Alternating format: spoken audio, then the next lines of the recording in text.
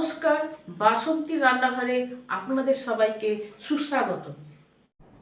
আশা করি রাধা গোবিন্দের কৃপায় আপনারা সবাই ভালোই আছেন ও সুস্থ আছেন। আজকের পর্বে আপনাদের জন্য নিয়ে এসেছি মাছের ডিমের পাতুরি। আর এই পাতুরি করেছি লাউ পাতা দিয়ে। পাতুরির পরে এই লাউ পাতাটা যদি জিরে ভাজা, লঙ্কা ভাজা আর বড়ি দিয়ে মেখে খাওয়া হয় তাহলে গরম ভাতের সাথে আর কিছুই লাগবে না। এই মাখা লাউ পাতা দিয়েই পুরো ভাতটা খাওয়া হয়ে যাবে। আর এই মাছের ডিমের পাতুরির টেস্ট হয়েছে অসাধারণ, এত নরম, এত সুস্বাদু।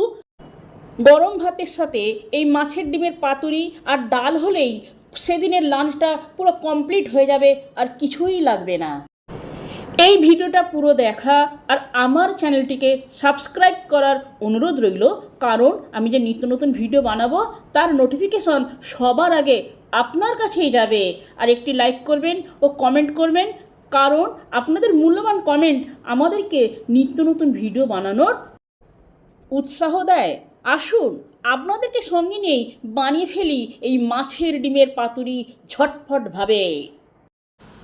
আজকে বানাবো মাছের ডিমের পাতুরি। সেই জন্য 150 গ্রাম মাছের ডিম একটা বলেতে নিয়েছি। পাতুরির জন্য লাউ পাতাকে পরিষ্কার করে ধুয়ে জল ঝরিয়ে নিয়েছি। আর যে মশলাগুলো লাগবে, 4-5টা কাঁচা লঙ্কা কুচিয়ে নিয়েছি, 1 চামচ গোটা সর্ষে, 1 চামচ গোটা জিরে আর 1.5 চামচ ধনে। এই মশলাগুলোকে একসঙ্গে বেটে নেব। 1 চামচ আদা কুচি, 1/2 চামচ হলুদ গুঁড়ো আর একটা পেঁয়াজকে ছোট ছোট করে কুচিয়ে নিয়েছি। মিক্সি জারের মধ্যে সমস্ত গোটা মশলাগুলো দিয়ে দিলাম, কাঁচা লঙ্কাটাও দিলাম।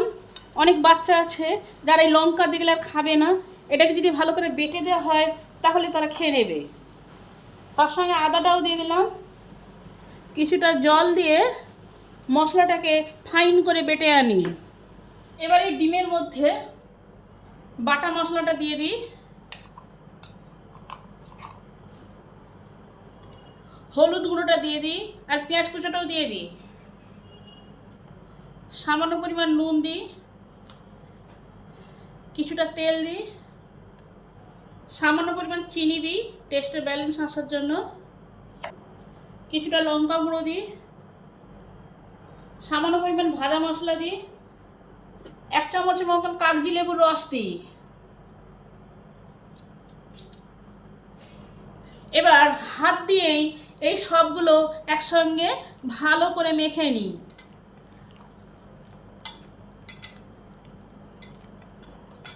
ভালো করে এটাকে মাখতে হবে, মশলাগুলো যাতে এর ভিতরে প্রবেশ করে তবেই এটা টেস্ট হবে। এটা সুন্দর গন্ধ বেরিয়েছে সমস্ত মশলার সংমিশ্রণে। সব আমার ভালো করে মাখা হয়ে গেছে। এবার একটা করে লাউ পাতা নিতে হবে, তার উপরে একটা রেখে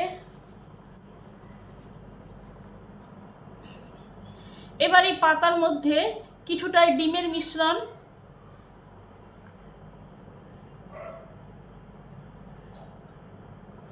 আর একটা পাতা ঠিক মাঝখানে চাপিয়ে দেবেন, দিয়ে এইভাবে পাতাগুলোকে ভালো করে মুড়ে নেবেন।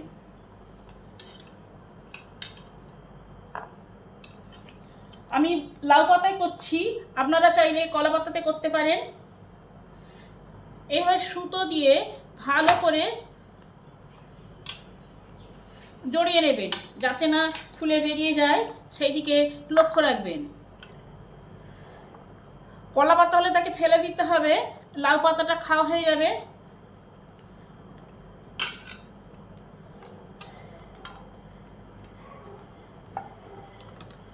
এইভাবে আমার পাতুরি গড়া হয়ে গেল। এখানে একটা পাতা রাখবেন, আর একটা পাতা এইভাবে রাখবেন।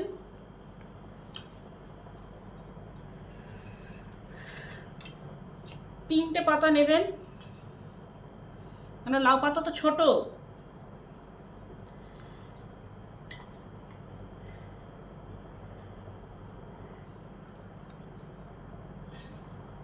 এইভাবে ফোল্ড করে দেবেন।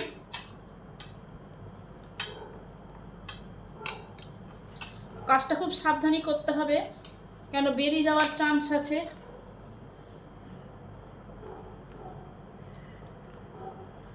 ভালো করে সুতো দিয়ে পাতুরিটাকে বাঁধতে হবে যাতে ডিমটা না বেরিয়ে যায়।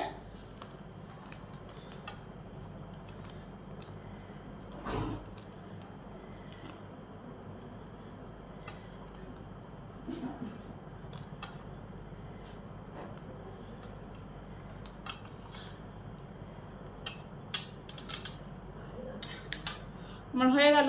আরেকটা পাতা, লাউ পাতার এই যে শক্ত ডাঁটাটা আছে এটাকে ফেলে দিতে হবে। এই একটা পাতা রাখলেন, আর একটা পাতা তার ঠিক উপরে রাখবেন, তার উপরে আর একটা পাতা, মোট 3টে পাতা। এর উপরে এই ডিমের মিশ্রণটা দিয়ে দেবেন। এবার এইভাবে পাতাটাকে এর উপরে রাখবেন, তারপরে বাকি পাতাটা এইভাবে ফোল্ড করবেন, তারপরে এই পাতাগুলো এইভাবে দেবেন।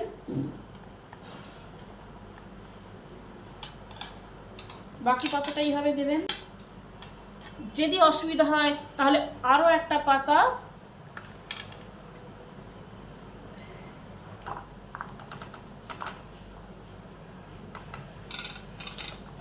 আমার পাতুরি রেডি। 3টে পাতুরি হয়েছে।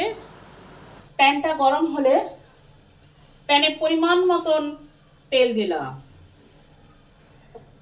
প্যানটা গরম হয়ে গেছে, এবার এই পাতুরিগুলোকে বসিয়ে দিলাম।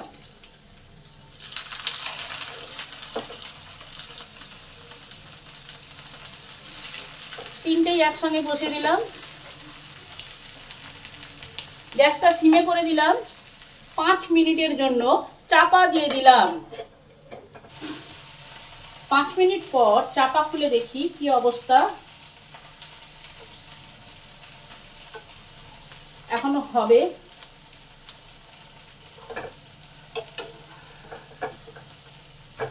এটাকে 5 মিনিট ছাড়া ছাড়া এপিট ওপিট করে পাল্টে পাল্টে করতে হবে।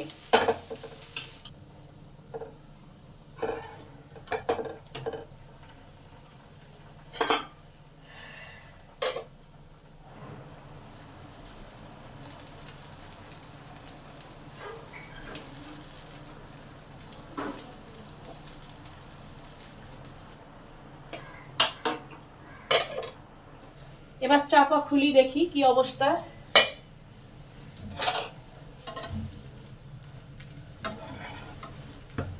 পাতুরিগুলো আমার কমপ্লিট হয়ে গেছে। এবার নামিয়ে নেব। এই শাকগুলো খাওয়া যাবে।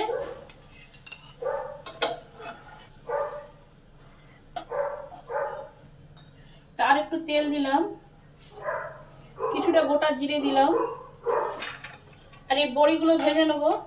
ওই লাউ পাতার সঙ্গে মাখালে খেতে আরো টেস্টি হবে।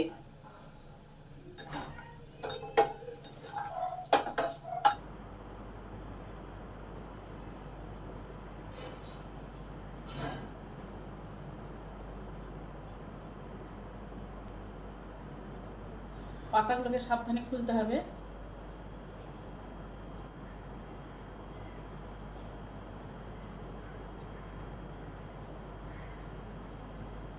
কত সুন্দর হয়েছে দেখতেই পাচ্ছেন।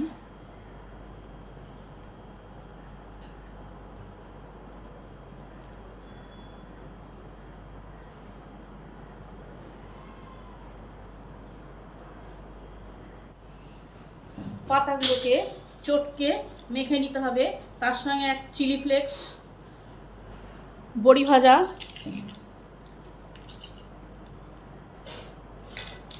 আর জিরে ভাজা। এই পাতাটা দিয়েও গরম ভাত খেলে খুব সুন্দর লাগবে। এই লাউ পাতা মাখাটা দিয়েই পুরো ভাত খাওয়া হয়ে যাবে। আপনারাও বাড়িতে এইভাবে লাউ পাতা দিয়ে ডিমের পাতুরি রান্না করে খেয়ে দেখবেন। রেসিপিটা যদি ভালো হয় তাহলে আমার চ্যানেলটাকে সাবস্ক্রাইব করবেন, লাইক করবেন, কমেন্ট করবেন, শেয়ার করবেন। ভিডিওটা সম্পূর্ণরূপে দেখার জন্য অসংখ্য ধন্যবাদ। দেখা হচ্ছে অন্য কোনো নতুন ভিডিওতে।